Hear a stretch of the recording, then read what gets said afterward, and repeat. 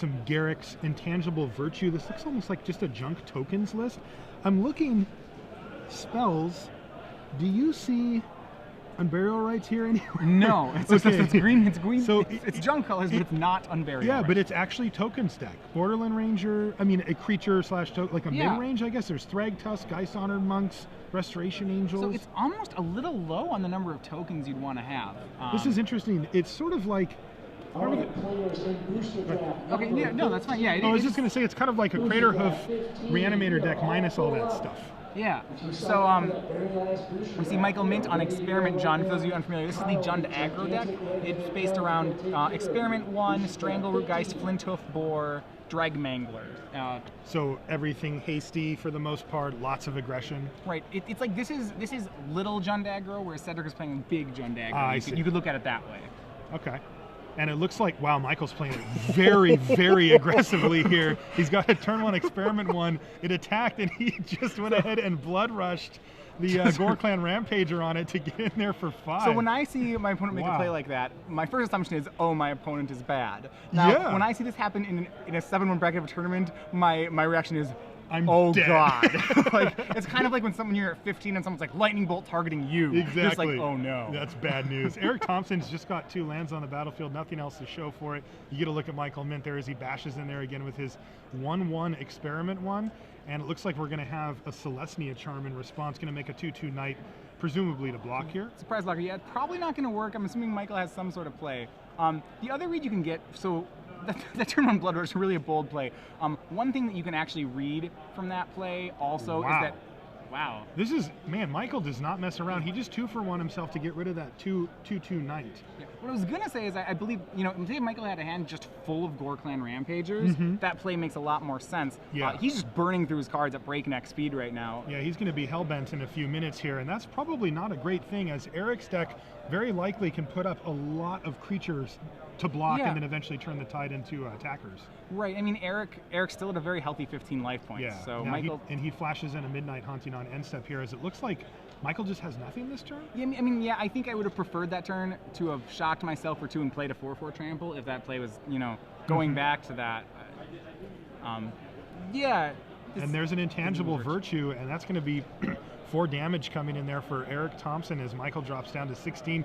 Plus, now Eric's got these blockers that are just going to sit there forever. Woodland Cemetery is going to finish up the turn for Eric. Well, the token strategy is very good at attrition fights, and I think yes, and that's exactly what we're going to see right here. Yeah, the turn 5 Experiment 1, not exactly what Michael had in mind when he started this game. No, and it's Michael can't, when he was especially when Michael 2-for-1'd himself, to trade that Experiment 1 and Tragic Slip for a Knight token, that's the exact opposite of what needs to be happening here. He can't even really afford to 1-for-1 himself, much less 2-for-1 himself. That's right. Now he's got a Strangleroot Geist that is stuck in his hand because he doesn't have a second green source. But even then, at this point in the game, it's not that impressive, as we see a Thragtusk now for Eric, going to put him back up to 20 life, and he's firmly in the driver's seat at this point. Interestingly enough, Eric opted to cast Thragtusk there instead of the Garruk Primal Hunter in his hand. Oh, really? Yeah, he had both of them. I think he might be worried. Maybe he's trying to bait a card like Dreadbore or something like that. Okay. Typically on such an empty board, slamming a Planeswalker is a really great play. Do you think he's just going to go for the Planeswalker, or for the Garrick, and then minus for the draw 5 here? Is that his plan? I don't think he has Geist Honored Monk, Restoration Angel. So he just doesn't even need it. I don't know what he's even drawing into. I think we're at that point in the game where it just doesn't. I don't know matters. I think every decision is just amazing. I mean, he's literally facing down a 1/1 right now. Right. Like an actual no abilities 1/1 currently. So I'm a little shocked. I'm not sure what Michael's game plan was. I don't know. I have no idea. Like, the thing is, even when you look at what he was doing, play a 1/1 and blood rushing it, like that doesn't add up to 20. No. Even if your opponent does nothing, like so sometimes you'd say, what's your goldfish turn? And Michael's goldfish turn with that line was like 8. Yeah. So I have a question. Yeah. So sometimes people panic a little. Like, let's say he kept a little bit of a land-heavy hand. He drew a couple of lands for his first 2 draws. Do you think he just went into some type of, like, I gotta do something type mode? Because your cards get, your cards start burning in your hand. You have to throw them on the table. I mean, because you could definitely see that. He exchanged what would have been a relevant 4/4 body for an almost irrelevant 4 damage. Right. Eric ended the game at 15. Yeah, and at 20 actually, thanks to Thragtusk. But yeah. Right. I think part of that happened. Sometimes you can get into this thing where you really want to set your deck in a certain role. You know, Michael can think here, I am a Jund aggro deck. And you know what an aggro deck doesn't do is play a 1/1 for 1, and then play a second land and say go, and play a third land and say go. Right. And as this game was shaping up, that's what he was going to do. So I could see him just being, you know, I can see how a panic would set in there and say, you know, well, I have to be an aggro deck. Well, an aggro deck deals damage. Okay, here's damage. Oh, that makes a lot of sense, especially because, so he's got a good record here today. He's clearly been winning a lot. His deck has been functioning well. Right. I know the mana on this deck is a little bit questionable.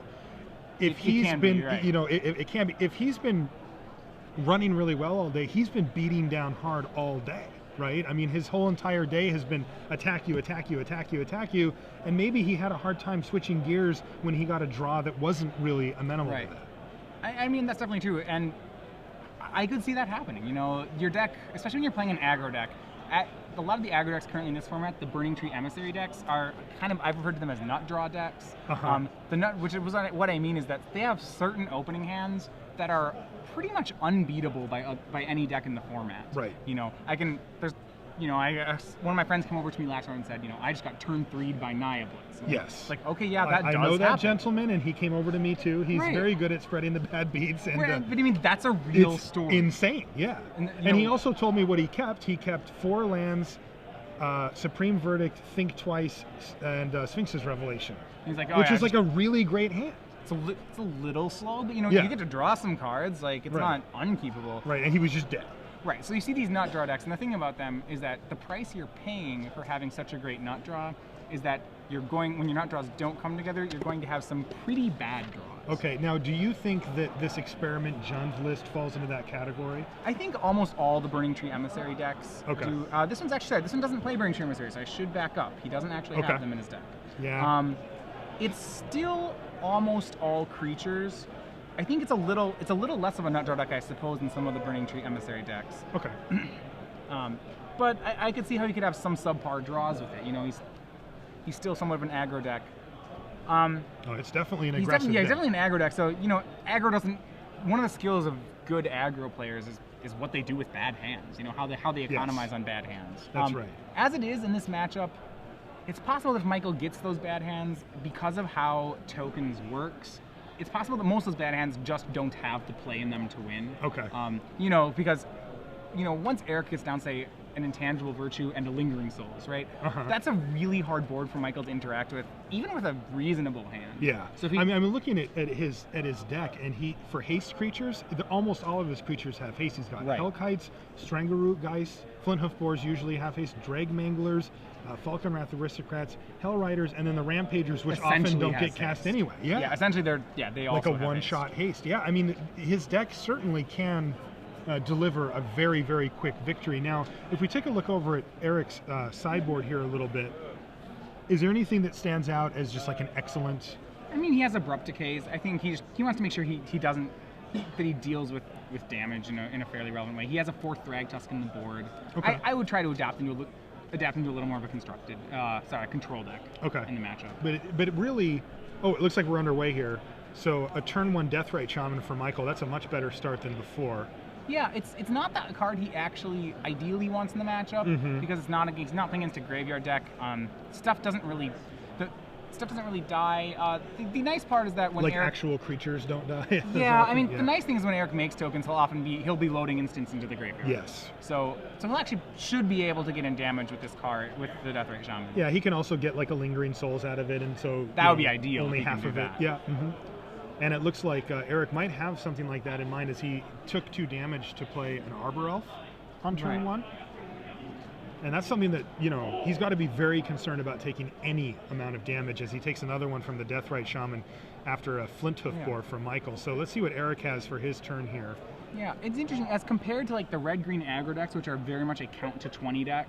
You know, they're just throwing damage as fast as possible. The Jund aggro decks have a little more late game. Yeah, like the Deathrite Shaman. The creatures have real bodies. Yes. You know, like And they're not just 2/2s. Yeah, they're not just like spamming 2/2s on the board. And Yeah. Right. So that they can actually fight and maybe win. Now, we see that Eric's just played a tapped land and then an Avacyn's Pilgrim. He's setting up for a turn 3 Thragtusk here. It sure looks like it. I saw one in his hand. Okay, so we know it's there. Thragtusk, Geist Honored Monk, Garruk Primal Hunter. I don't think Primal Hunter's still in his deck. I would be surprised if it was right now.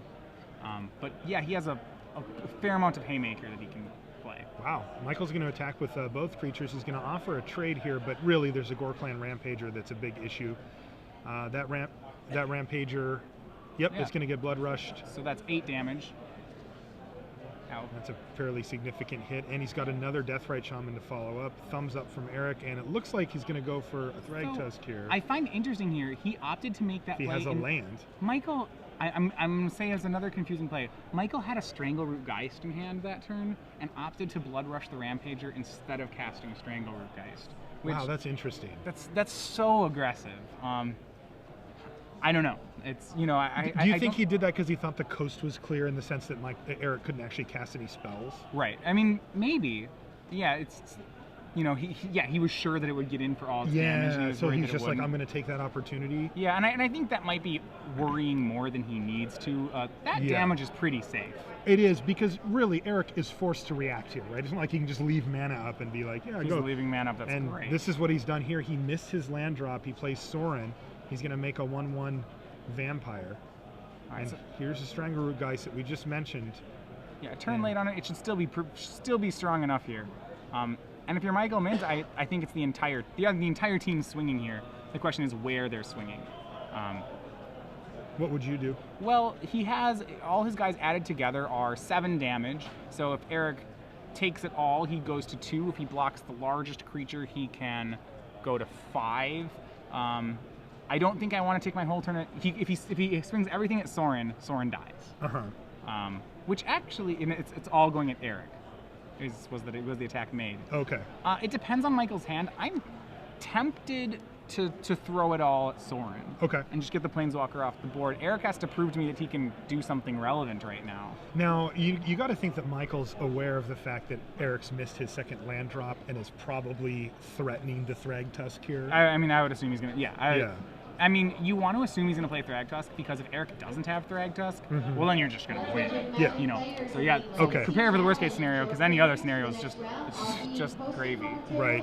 All right. So it looks like the lifelink vampire is going to jump in front of the Flinthoof boar here just to prevent the most possible damage. I think this is why the attack needed to go at Sorin is because Eric's only actually taking 3 damage here. Well, he gains 1 off the lifelink and he's only taking 2. He's going to 7. And I think if everything turns at Sorin, Eric goes to 10, but he loses his Planeswalker, so Michael's actually progressed the board. Yeah? He's only put him to 7. No, that makes a lot of sense. And Eric is going to draw a land eventually. Now, do you know why that Deathrite Shaman isn't coming in?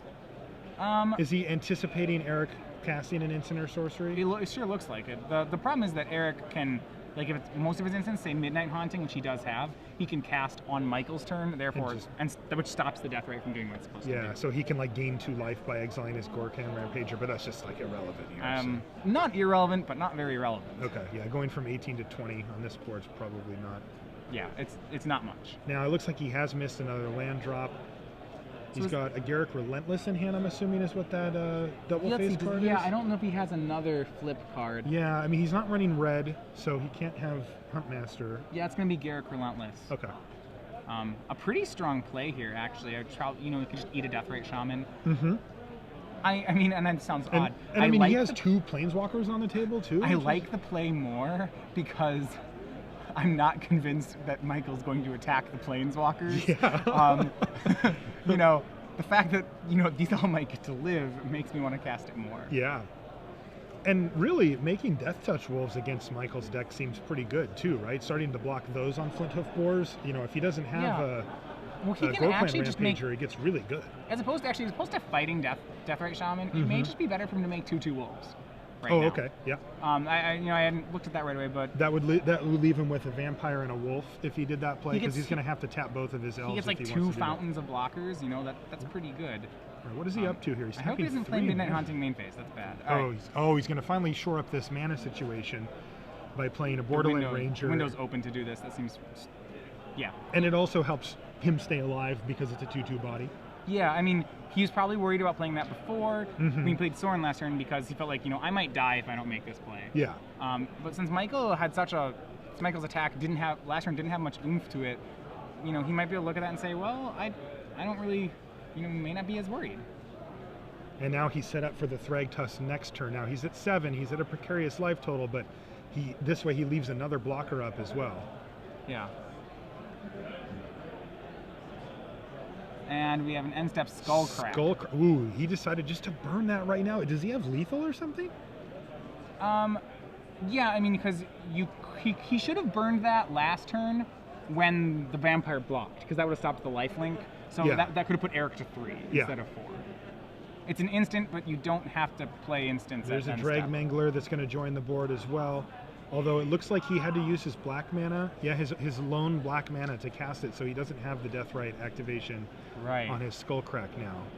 But he's just going to ship the team in here. I'm assuming they're all coming at Eric. So with Is 3 Eric attackers, dead here? Let's see, 3 attackers, 5 attackers, 3 blockers. The smallest 2 will get through, which is 2 Deathrites, putting Eric to 2. I see. No, he's not dead. He's not dead. He's going to be at 3. And if he draws a land that doesn't kill him, basically, if he can play Thragtusk, right? He can just play Thragtusk. He borderlanded for the land. He already has it. Right, but he's got to keep both of his elves alive. Right. So he still is going to need to draw another land to make that work, I think. So, yeah, he's going to have to block with the elf, unfortunately. Yeah, you're absolutely right. He does have to make that block. And he probably, Is there any way he can block to get rid of a Deathrite Shaman here? Nope, doesn't look like he's doing it. He can't, because if he blocks with the Deathrite Shaman, he lets a 3 through. Okay, He could do it. He could let the Strangleroot Geist through. Okay. And then, put the 2/2 put the borderland range on a Deathrite Shaman. But then he would go to 1. I actually think that's a better play. Do you? Yeah, because that damage he's saving right now by making that block this turn, he's losing that damage again next turn by allowing the creature to be alive. So I'm not actually sure this, over the course of just these 2 turns, I'm not sure this block actually saves damage. I mean, he still has to draw a land here to be able to even play Thragtusk, and he's still facing down 2 3/3s and 2 Deathrite I think he's Shamans. dead to it. So if he plays a land, he goes to 8. Yeah. I'm not convinced he's not dead. I think you might be right. He has not drawn a land either, and I think he's trying to come up with some way to possibly stay alive, but those Deathrite Shamans are going to kill him. I believe Michael still only has 1 black source, but he's got enough creatures to attack and then activate. Yeah, the Deathrite activations aren't going to be, shouldn't be necessary here to finish the last 3 damage. That's right. Although there is a lifelinker now, so he can go back up to 4. Yep. Of note, Soren has made its way all the way to 6 if Eric does find a way to live this turn. All right, so it's another Drag Mangler for Michael. Another 3/3 Haster on the board. 3, 6, 9, 12, 13, 14. Hold on. Eric has a Midnight Hunt. Oh, he's got a Midnight Hunt. So okay, Eric can go to 1 here and then ultimate the Soren. No way! like there's a chance here, which is excellent. Oh no, this is crazy. So now Michael's realizing this. He's sending some of them at Soren. Okay. Oh, he sent some of them at Soren? Yeah, he's... Wow. 1 Deathrite's going at Soren, everything else is going at Eric. Alright, so Midnight Haunting. Now, does Eric have to block all the creatures coming at him, or can he block, keep Soren alive and keep himself alive? No, because we have 4 3s, so all 4 of the 3s have to be blocked. Okay. Because all 4 of the 3s are coming at him. If anyone... Well, no, wait. He can let one of them through because his guy has lifelink. Yes. He'll be at 1, and he could keep Soren, right? No, he can't. No, because he has 13 damage coming his way. So no, he's going to have to save this. He still has to block? He still has to do it that way. Sad. I know. I really want to see him ultimate the Sword. Yeah, this is and then actually just stabilize the game. This is kind of a sweet attack because it's going to put Eric to 2 if he blocks away, right? Right, well, there's 13 coming at him. And I think both Deathrite Shamans are going to get through, and he's going to gain 1 life, so he's going to go to 4 and then back down to 2.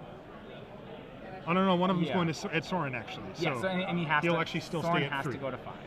Yeah. Which, yeah, so I don't know if Eric actually if Eric can actually win this. He certainly has been given a couple extra lives here. Now, if he untaps and plays a Thragtusk, does that change a lot? No, there's so many attackers here. Yeah, There's no way that's because nothing's leaving the board here, right? Right. These are all chump blocks. All right. Looks like he's really tanking it out on this. Actually, sorry, block he here. doesn't have the Thrag Tusk out because he's losing his mana. Oh yeah, and he's going to lose his mana guy anyway. Yeah, yep. I don't think You're he totally can. right. All right. So he does stay alive, which I'm impressed. Which with. is really impressive, but his resources are dwindling.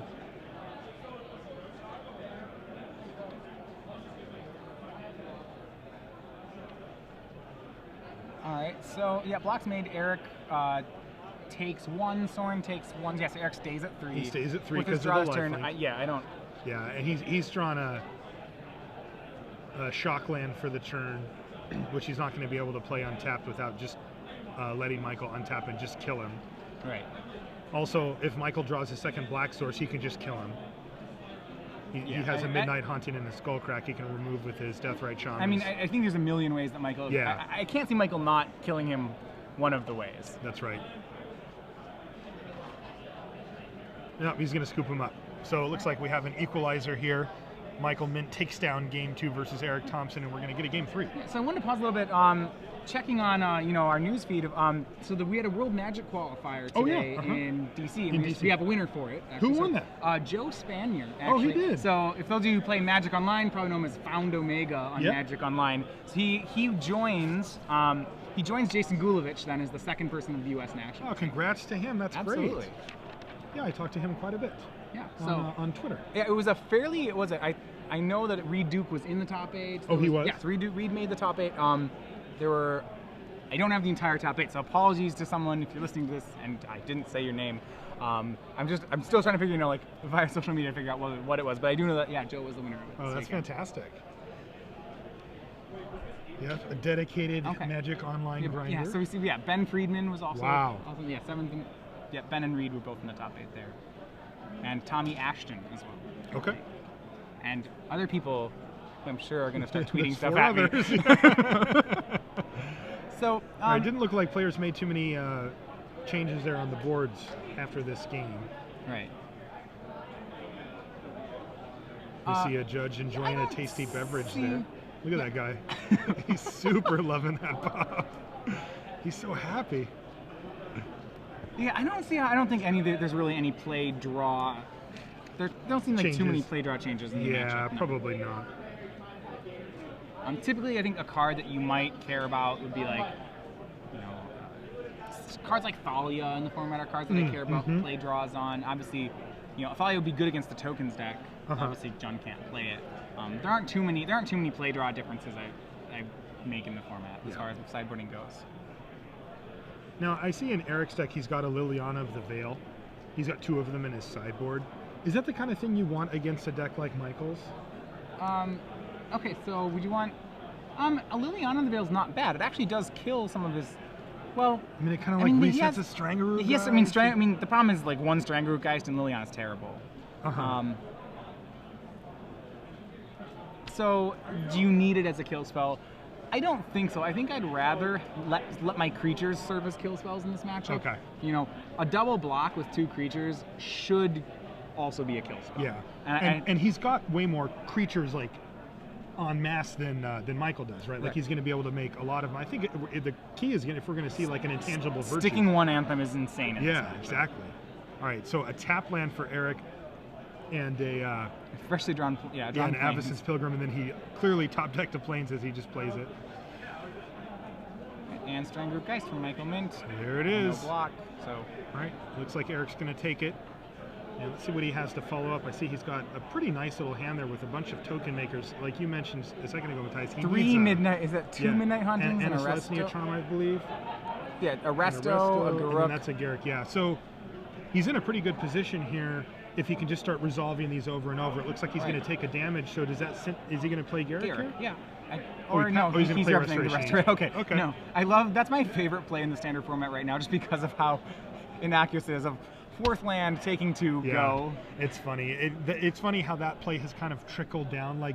Early when Restoration Angel first came out, you could get away with it and people would run stuff in. Now nobody does. Well, I keep having... Wow. Or you do get away with it. Hey, you know, but with the way that Michael's been playing this, I'm not surprised. He's crazy. He just throws his guys in there. Yeah, I mean, I still have this, thing where I'm like, okay, I've seen this happen enough where I'm like, I want to once shock myself when I don't have the Resto Angel to get him to Just not to get attack. him. I'd be like, oh, and then he'll just be like, Drag Mangler, no attack, go. Yeah. Like, now Michael, she charges straight into Yeah. it.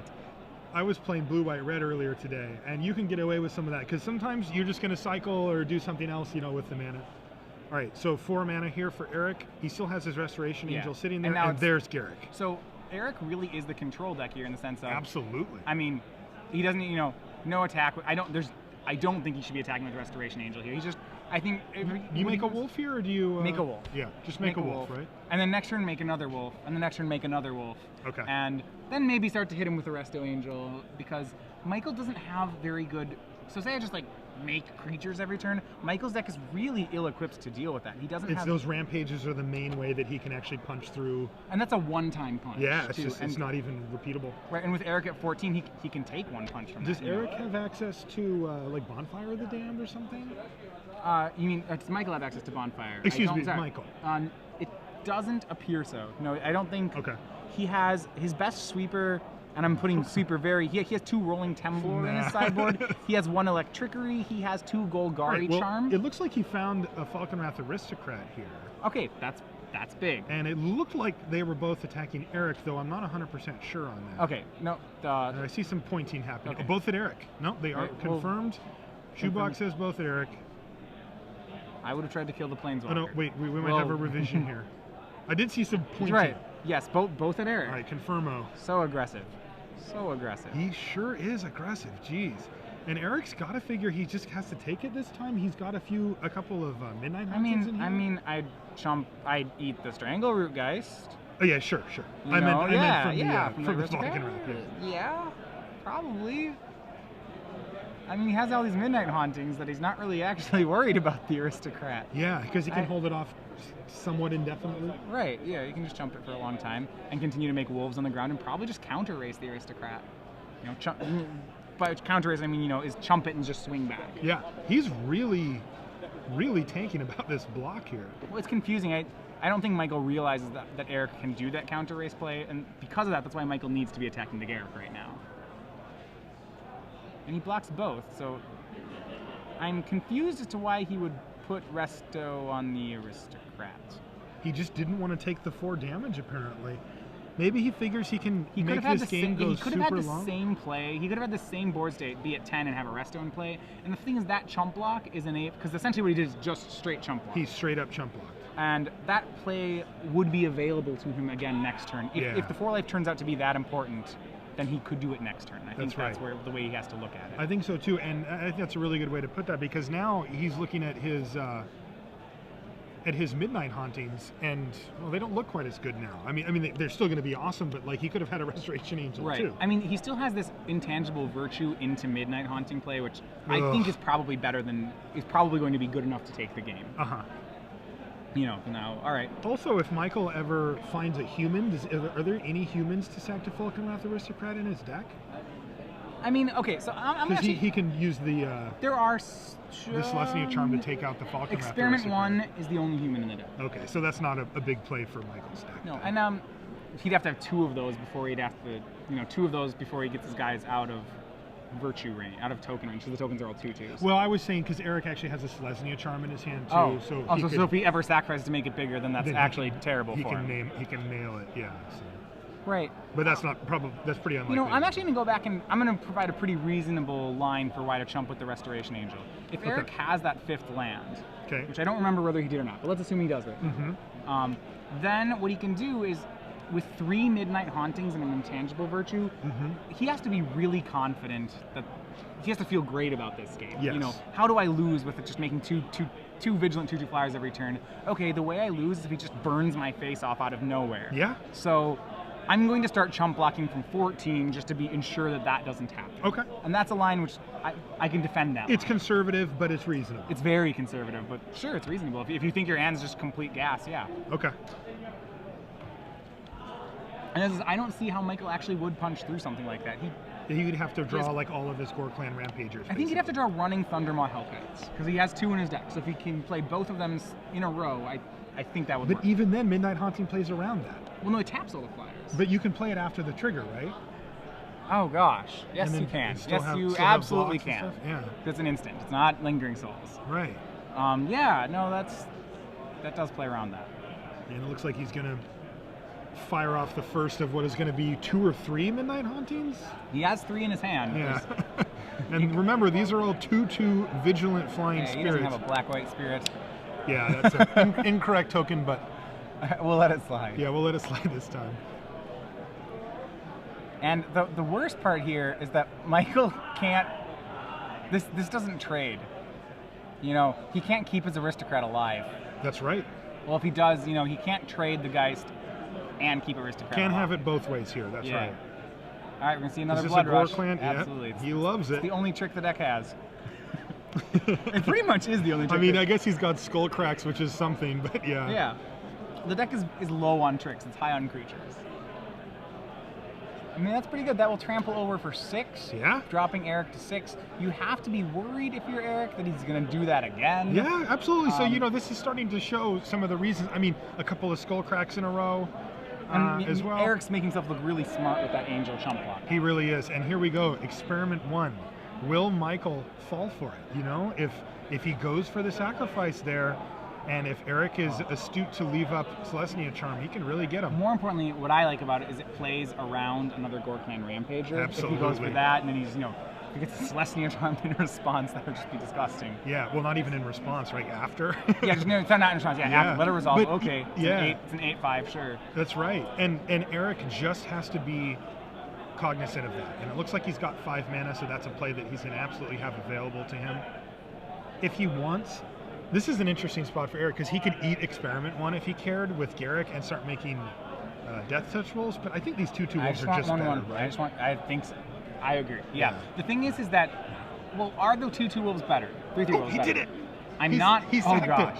I'm not sure the 2/2 wolves are bad. The Death Touch wolves might be better, but the problem is by making that flip, you're spending 1 turn not making a wolf, and I think you just want to can't keep afford that that tempo. Okay. Yeah. So now the question is, does Eric, he can wait, Oh gosh, right? Eric completely just destroys it. Yeah, Yeah. he can wait. He can do it. He can do whatever he instant, wants. You know? Yeah. But I mean, there's no reasonable response that Michael could have that could blow him out, right? It's just that thing's no, I getting mean, he could play exiled a when he decides it's going to get exiled. He could play a second Falcon Wrath Aristocrat, but with that on the stack, he could exile it. Okay. That's the only use he could have for the creatures, making a different Aristocrat indestructible. Okay. Yeah. So.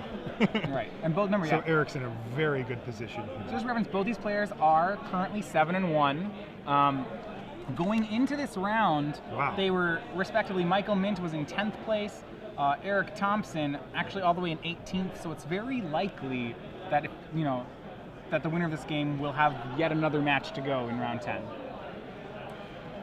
You see Flinter 4 with a bunch of hasters. And Michael does what Michael does, bashes with the team. I don't think it's going to be enough. I do not think so either, and this is going to turn around very quickly when it does. We see that Michael's already down to 13, but Eric's going to have how much power here? 2, 4, Well, that is 6, 8, 10, 13. 11. Yeah. Sorry, 6. Sorry, you're at 11. So he You're went 12. for it here with 12, the. sorry. He just went for it. Yeah. Celestia Charms just says, "Yeah, I'm just going to kill that thing." Oh wait, so yeah, actually the counter swing is 13. I don't think he can make the counter swing because he has to trade some stuff. But yeah, the Celestia Charm. I mean, that's just awesome. Is it 13? Well, he has Eric has 13 power, but he's gonna have to make some blocks here because he can't go to 0. Where's the other 2? Am I missing 2 somewhere? There's 6 from there's 6 from PC Spirits, 6 from Wolves, and 1 from Abysson's Pilgrim. The spirits are all 2/2s, right? Right. So 6. 2, 4, 6, 7, 8, 9, 10, 11. There's 2 Wolves, Oh, and the Wolves right. are 3. Sorry. Yeah, my bad. So, yeah, the Wolves get pumped too. So that is actually lethal then. Yeah, but he's gonna have to block with. Well, no, actually, wait. He can He's just take tapped it. out. He can just take it all. Yeah. Go to 1. Go to 1, kill you. Go to 1, untap, kill you. Yep. And that's what he did. Went to Yeah. an astute count there. Oh, second virtue. Okay. Just in case I counted wrong, we'll just And there's play a that. Hell Rider in hand for Michael Mindt as he can't quite get it done with that aggressive Jund-colored deck. Close match there. Yeah. Michael was closer than I had realized. Yeah. So I'm gonna Yeah. give props to that. The Angel chump block I think was really a heads-up play by Eric. It was. I mean, and it did make sense. I think you kind of came around to it as well, where you're like, look, he's got so much power and toughness. locked up in his hands that he can dump on the table over the next 3 to 4 turns, like things are going to work out for him if this game goes in. Right. Yeah. Exactly. So, but and it's because he had so many token makers that it wasn't his life total was a more precious commodity than his creatures. Absolutely. Yeah. That was actually kind of a sweet game. That was excellent. So Eric Thompson now moves to 8-1, and yeah, he was actually the lowest break.